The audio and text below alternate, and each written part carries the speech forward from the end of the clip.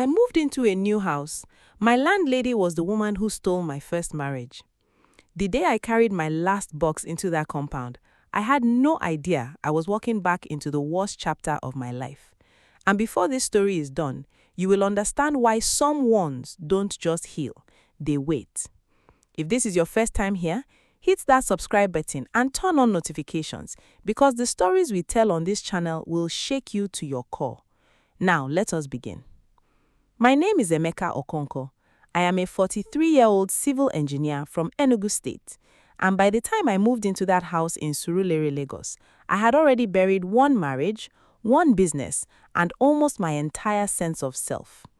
Let me take you back. 11 years before that moving day, I was a different man. I was 22, fresh from the University of Nigeria with a second-class upper, a government job offer waiting for me in Abuja, and a woman named Adieze Chukwu who loved me so completely that I used to think God had made a mistake, that no man deserved to be loved that way. Adieze was the kind of woman that made people stop talking mid-sentence when she walked into a room. Not because of vanity, she had none of that, but because there was something about the way she carried herself. Quiet, warm, like she already knew where she was going and she was not in a hurry. She was from Imo State, the first daughter of a retired school teacher, and she had this habit of touching your hand when she was making a serious point, like she wanted you to feel the truth through your skin. We met at a mutual friend's birthday party in Enugu. I spilled palm wine on her wrapper and spent the rest of the night apologizing. By midnight, we were sitting outside on the veranda talking about everything: family, faith, frustration, futures. By the end of that year, I had gone to her father's house with my uncle, a bottle of schnapps, and a heart so full I could barely speak. We married in 2013, a simple traditional wedding in her village and a court wedding the following month. No elaborate white wedding because we agreed to save the money for a life, not a party. My mother cried happy tears. Her father clasped my hand and said, "Take care of my daughter," and I meant every word of my vow when I said I would. For 2 years, we were happy. Not the kind of happiness you perform on social media, the real kind.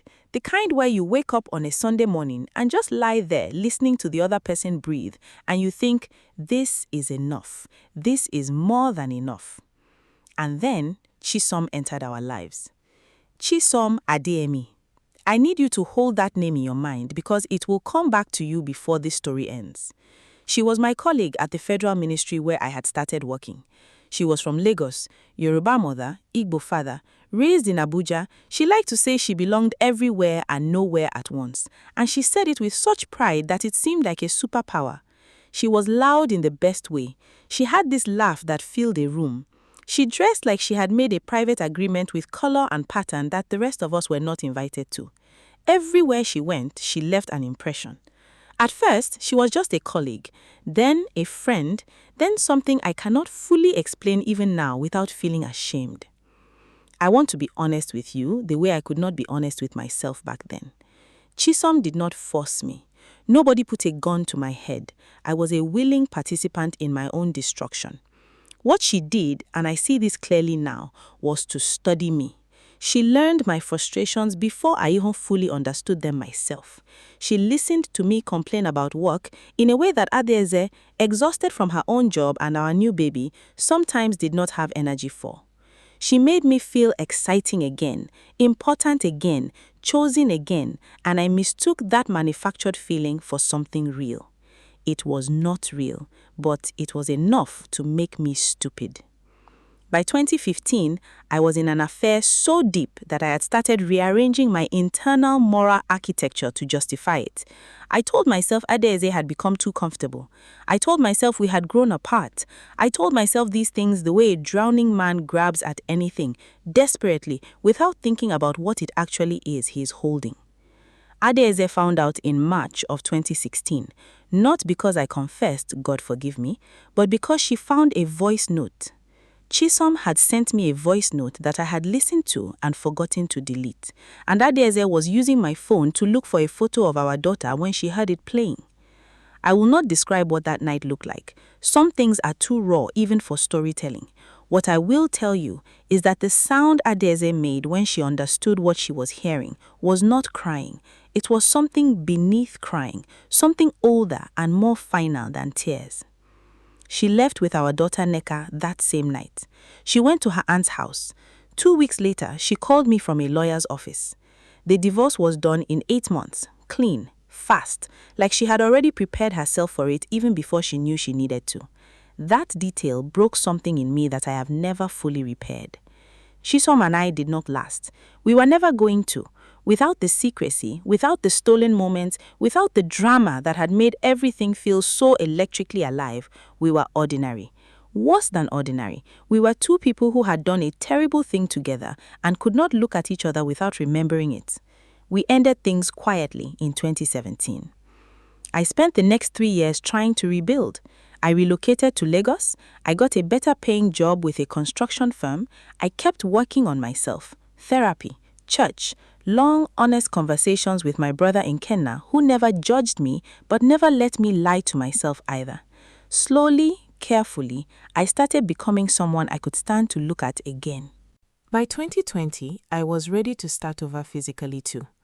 I had been living in a company apartment in Victoria Island, but when my contract changed, I needed to find my own place. A colleague mentioned a well-maintained compound in Surulere. Modest but clean, good neighbors, reasonable rent. He gave me a contact number and said the landlady was a quiet, private woman. No trouble. Just pay your rent and mind your business. I called the number. A woman's voice answered. She gave me a time to come view the apartment. I arrived at the compound on a Tuesday afternoon.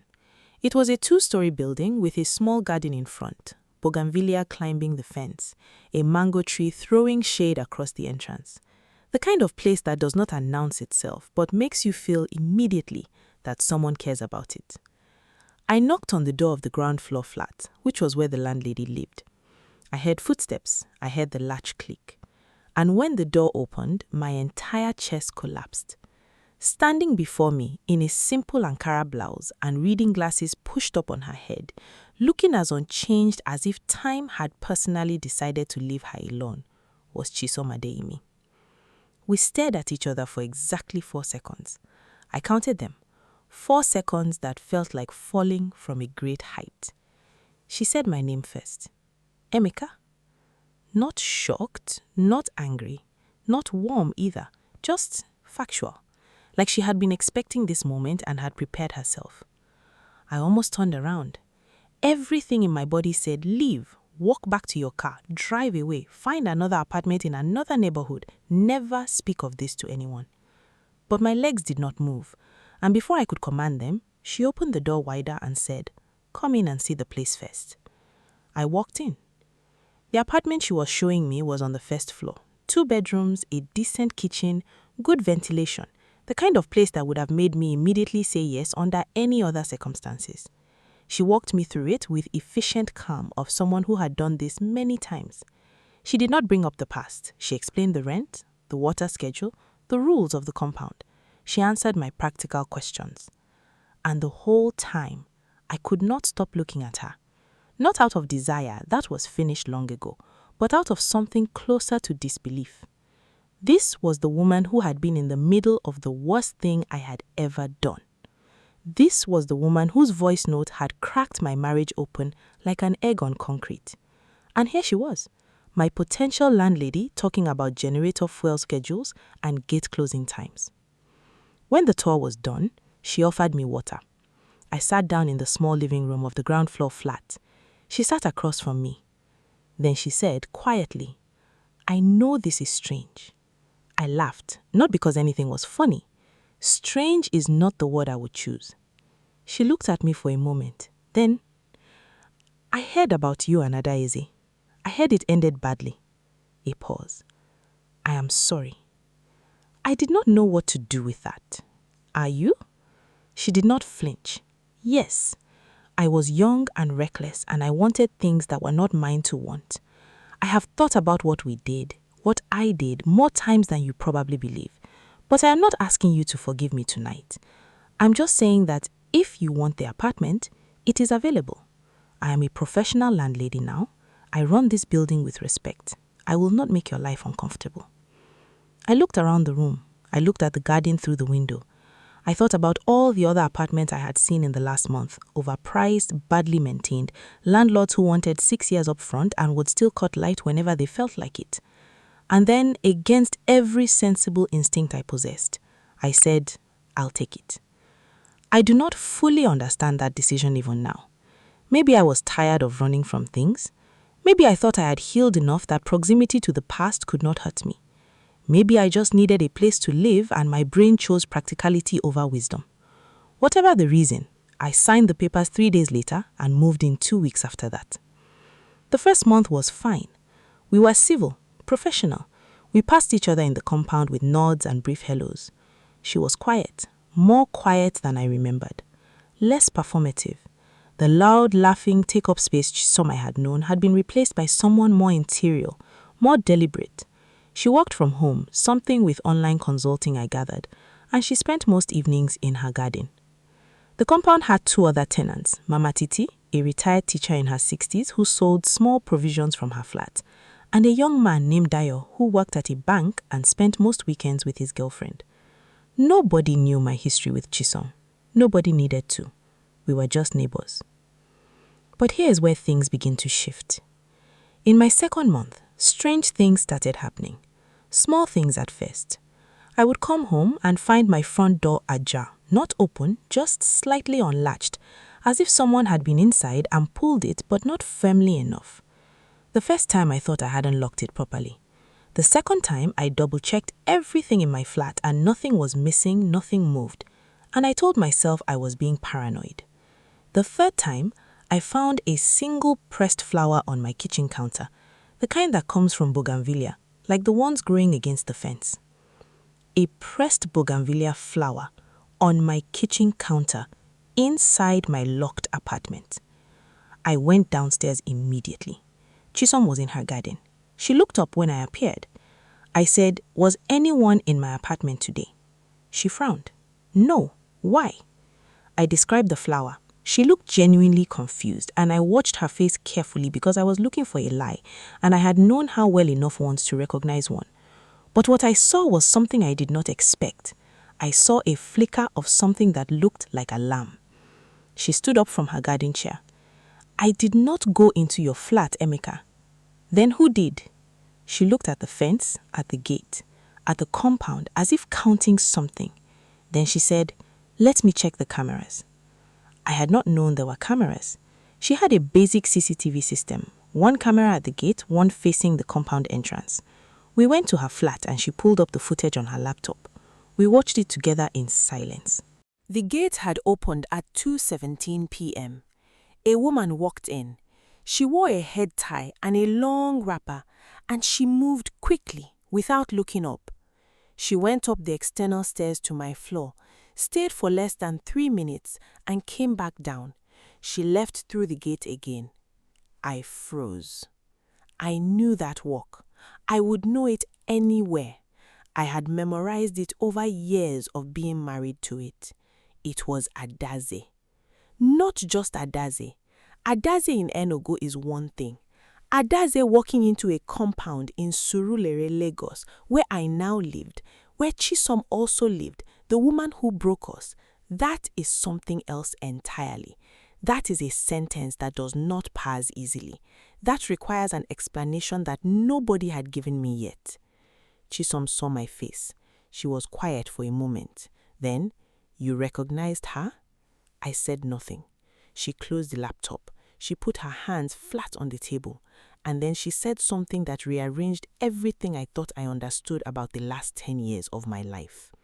She said, "Emeka, there is something I have been trying to decide whether to tell you since the day you moved in.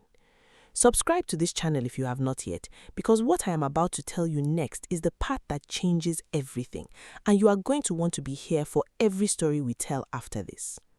She poured us both water. She sat down across from me. She looked at the table for a long moment, as if choosing her first word very carefully. Then she said, "Adaze hired me." The room did not change. The walls did not move. The water was still water, but everything inside me went completely still, like that strange quiet before a thunderclap. What? I said. Not a question, barely a word. Chisom spoke slowly. In 2015, before you and I, before any of it, a woman came to me at the ministry. I did not know her. She said her name was Adaze, that she was your wife, and that she had information suggesting you were becoming emotionally involved with someone at work. She did not know who. She had noticed changes in you, the late nights, the phone behavior, the distance. She was not certain. She wanted to be certain. Chisom swallowed. I offered to pay me to get close to you, to confirm whether you were the kind of man who would stray. She said if I found out you were faithful, she would disappear and I would be paid. If I found out you were not, if I confirmed what she feared, she would still pay me and she would have her answer. My mouth was dry. You are lying. I wish I were. Her voice was flat, exhausted, like she had been holding this too long. I was not a good person then, Emeka.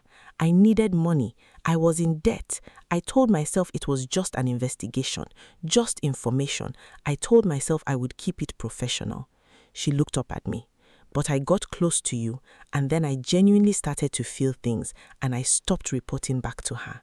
And by the time I was deep in what we had, I had already crossed every line I told myself I would not. I stood up. I sat back down. I stood up again. So, Adaze, I could not get any further than her name. Adaze set the whole thing in motion, Chisom said quietly. That does not mean you were innocent. You made your own choices. I made mine. But she was not a passive victim the way you believed. She hired someone to test you, and the test went further than she planned. I thought about the divorce, how fast it had been, how prepared she had seemed. I thought about the way she had taken Nneka and left without a scene. No begging, no breaking down, just movement, like she had already rehearsed it. Because maybe she had. Maybe she had already made peace with an ending she had spent months anticipating and engineering. And then something else hit me, something worse. Nneka, I said. Chisom looked at me carefully. My daughter. I have not been allowed to see her for 3 years. Adaze moved back to the village. She changed numbers. Her family says she does not want contact. I have been in court trying to arrange visitation. My voice broke a little. I steadied it. Chisom, does Adaze know where I live? She was quiet for a moment too long. Chisom, does Adaze know where I live? She said, I think the question you should be asking is why she just walked into this compound today, without calling you, without announcing herself, just walked in. We sat with that question between us like a live wire. That night, I could not sleep. I lay on my back in the dark and I went back through every memory I had of my marriage, and I tried to look at it through this new lens. The early happiness, was that real? I believed it was. Whatever Adaze did later, I believed the first 2 years of our marriage had genuinely been good, genuinely mutual. But the hiring of Chisom, was that come from love or from suspicion? Had she seen something in me that I had not yet seen in myself? Had she, with terrible and tragic accuracy, predicted exactly who I would become? And did that make what she did right? Did a wife have the right to manufacture a temptation and then divorce her husband for falling into it? I did not sleep. I prayed instead, long, tired prayers of a man who no longer knew who the villain was in his own story. The next morning, I got a text from a number I did not recognize. It said, I know you have spoken to her. I know she told you. I need you to hear my side. Come to the garden at 7 p.m. tonight. A. I showed the text to Chisom. She read it and handed the phone back to me without speaking. I went to the garden at 7 p.m. Adayeze was already there. She was sitting on the low wall near the bougainvillea, wearing a cream-colored blouse, her locks pulled back, no jewelry. She looked older in the way that wisdom looks older. Not tired, just deepened. She had a quiet composure that made her look like a woman who had made decisions and lived with them. She did not greet me with guilt. That was the first thing I noticed. She looked at me steadily and she said, "Sit down." I sat on the garden bench across from her. She said, "I am not going to apologize for what I did in 2015. I have been over it too many times to dress it up or justify it. I was afraid. I could feel you leaving even before you started going. I was a woman watching her marriage disappear and not knowing how to stop it. And I made a choice I am not proud of. You hired someone to seduce my husband, I said flatly. You hired someone to find out the truth, she corrected, but without fire, just precision. What happened after that was not part of the agreement. The agreement, I repeated. You hired Chisom like a private investigator. Yes, she did not look away. And when it went further than you expected? She looked down at the bougainvillea. When it went further than I expected, I had a choice. I could have called it off, confronted you directly, chosen differently. She looked back up. I let it play out because part of me needed to be certain. And when I was certain, I left. Not because of the affair alone, because of what the affair told me about the foundation we had built.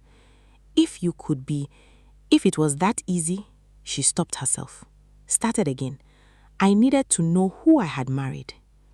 So our whole marriage, I said, from 2015 onwards, was a test. The test was from 2015, she said.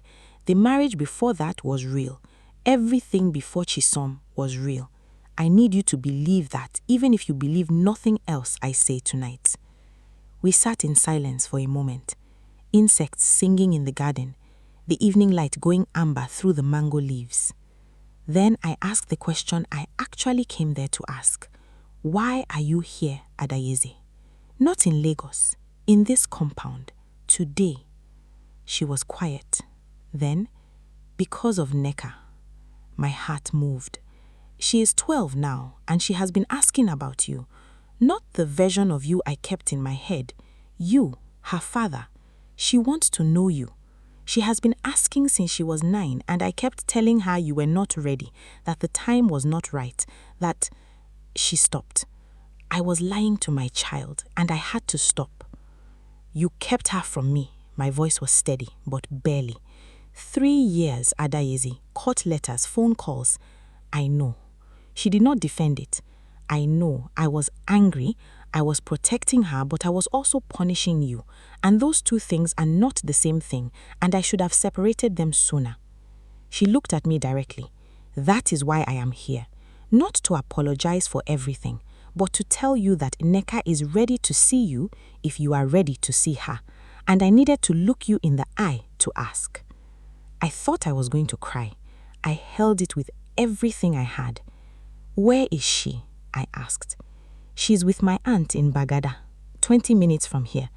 She reached into her bag and placed a piece of paper on the bench between us, a phone number and address.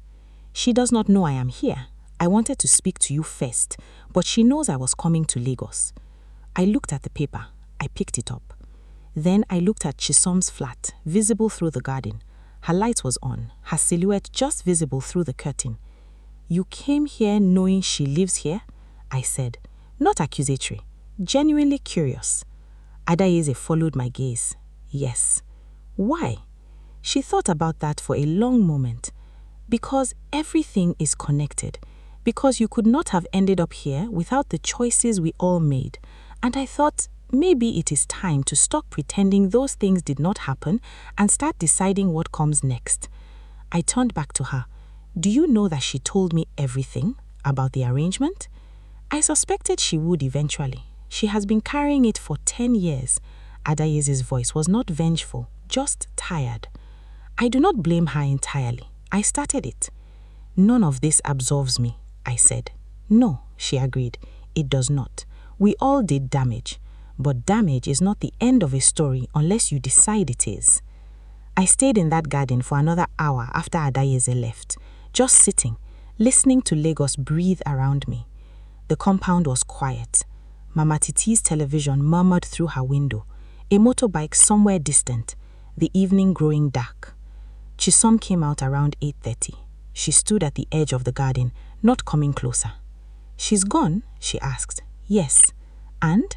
I held up the piece of paper with Neka's address. Chisom was quiet for a moment. Then she said very softly, Good.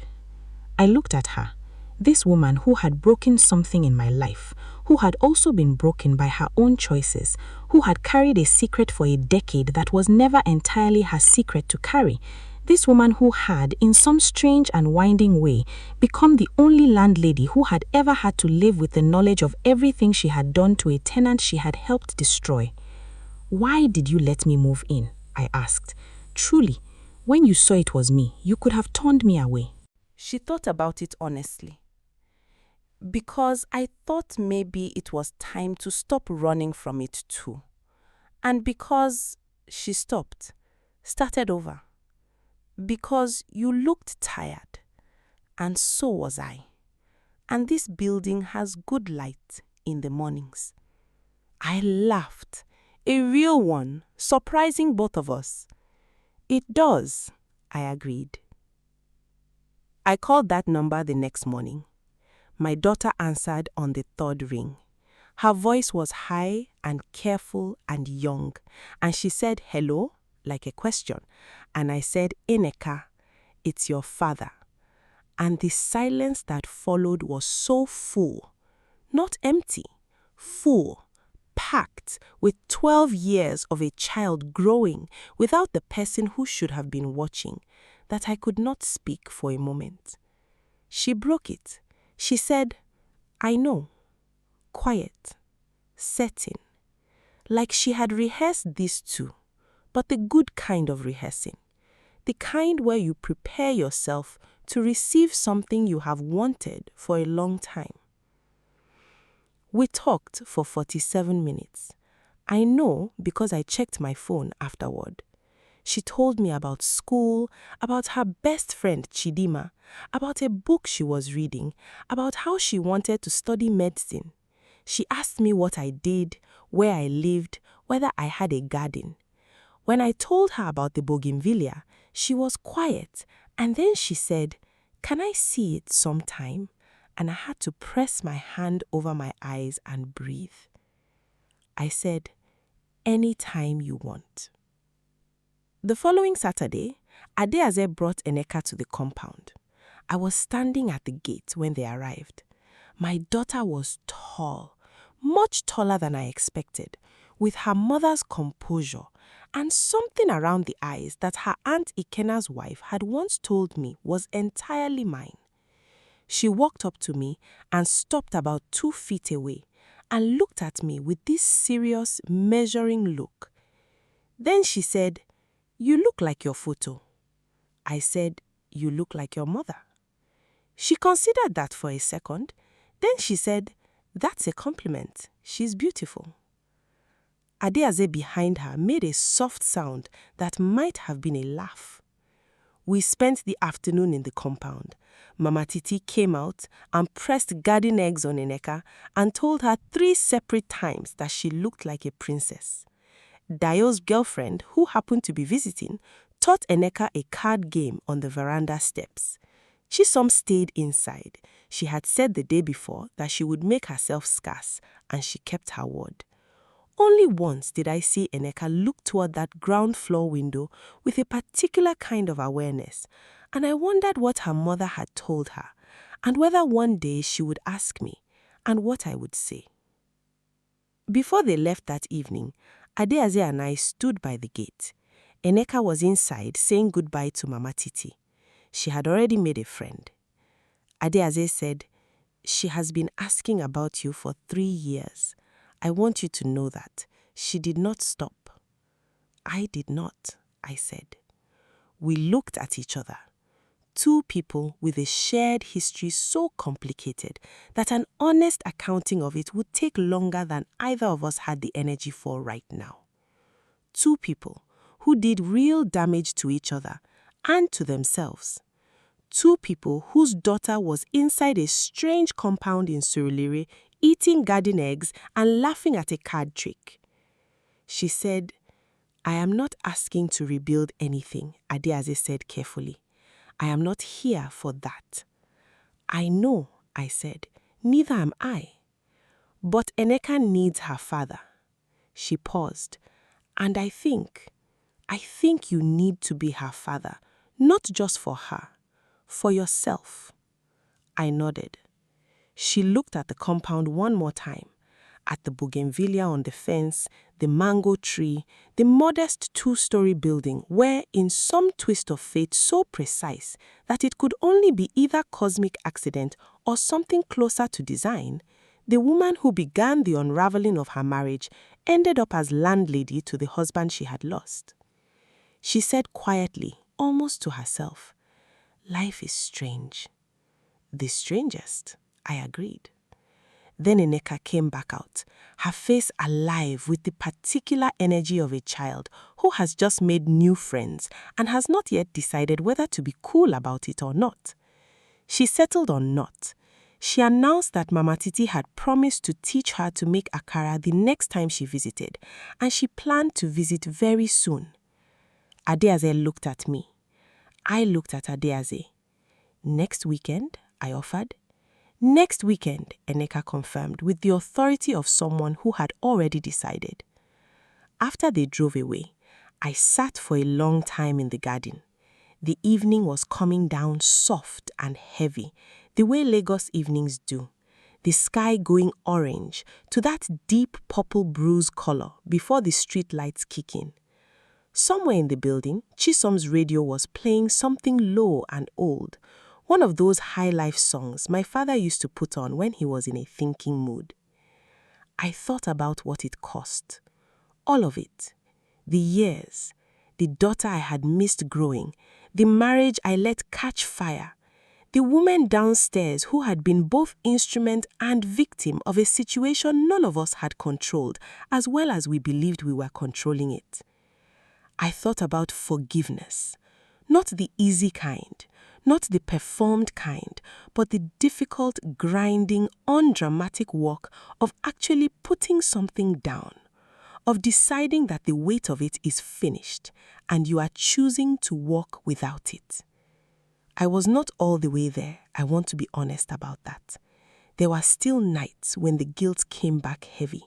Still moments when I looked at Chisom over the compound fence and felt the complicated residue of everything we had done. Still phone calls with Eneka where I counted the years I had missed, and it sat in my chest like a stone. But I was walking, slowly, in the right direction. About 6 weeks after that first Saturday with Neka, Chisom knocked on my door.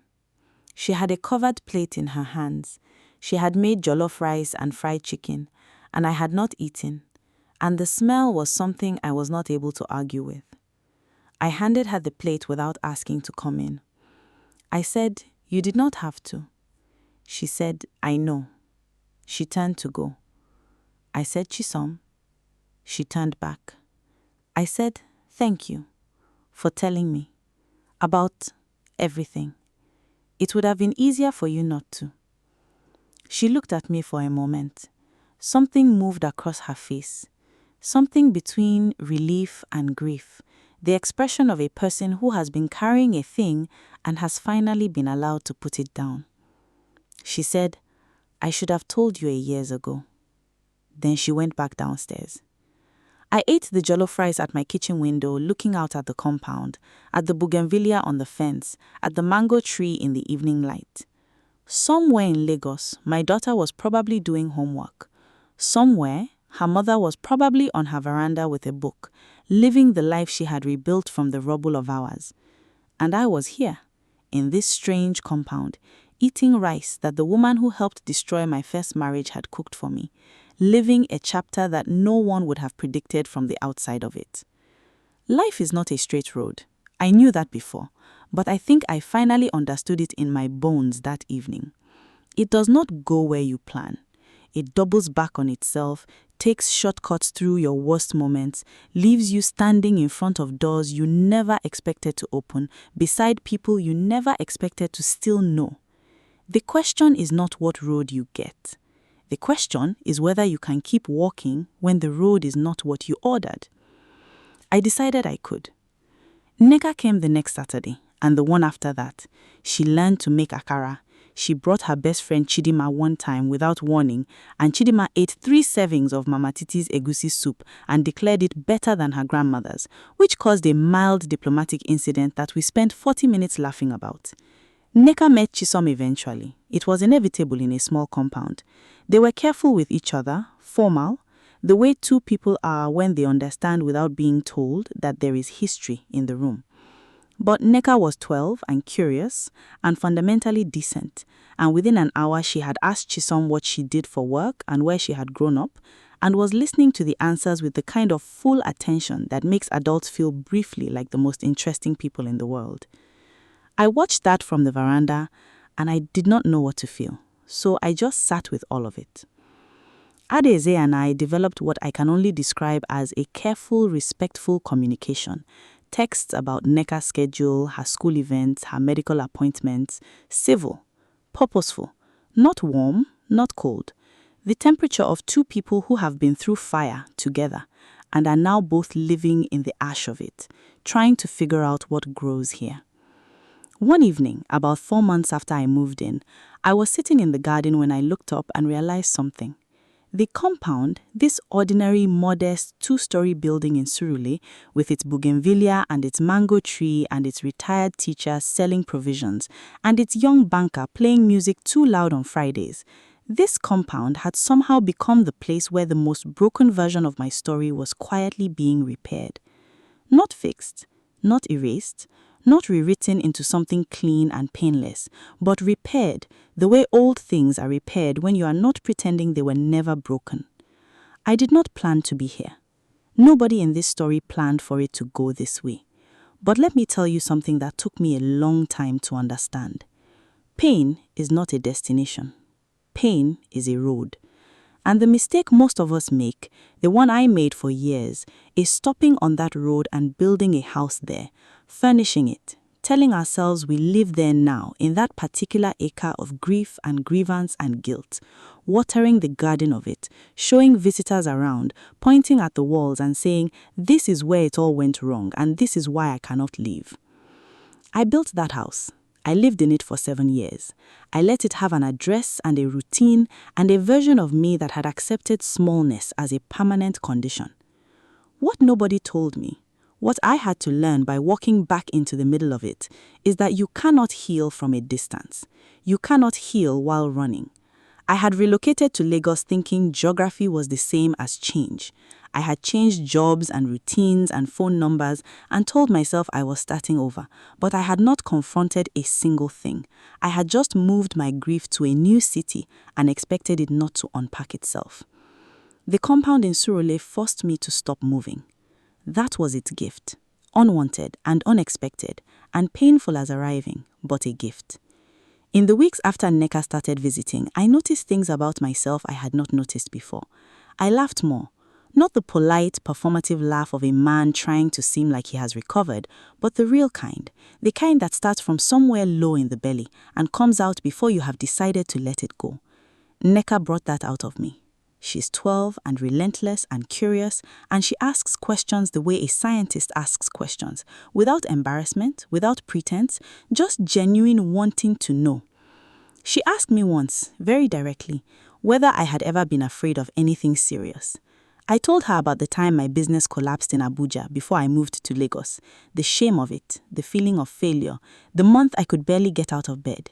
She listened without interrupting. Then she said, "Did you die, though?" And when I laughed and said no, she said, "Then you are fine. You just did not know it yet." 12 years old, I'm telling you. There is a particular Sunday I want to tell you about because it changed something in me in a way that is hard to describe but important to try. It was about 3 months into Nneka's regular visits. She had come with Adaeze as usual, and we had spent the afternoon in the compound. Toward evening, Adaeze had gone to say goodbye to Mama Titi inside, and Nneka and I were left alone in the garden for about 15 minutes. She was quiet, unusual for her. She was looking at the bougainvillea on the fence the way people look at things when they are thinking about something else entirely. I said, "What is going on in your head?" She said, "I used to be angry at you." I went very still. She continued, still looking at the fence. "When I was younger, I used to lie awake sometimes and be angry at you for not being there. Mommy would say that things were complicated, but I just felt like if you wanted to be there, you would be there. That is what I thought." I did not speak. I waited.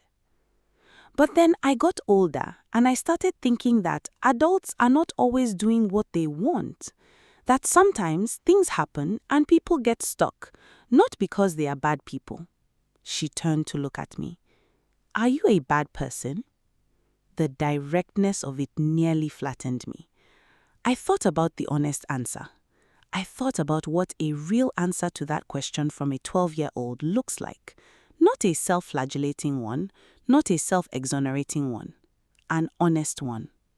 I said, I was not a good person during a particular time in my life. I made choices that hurt your mother and hurt our family. Those choices had consequences that I have had to live with.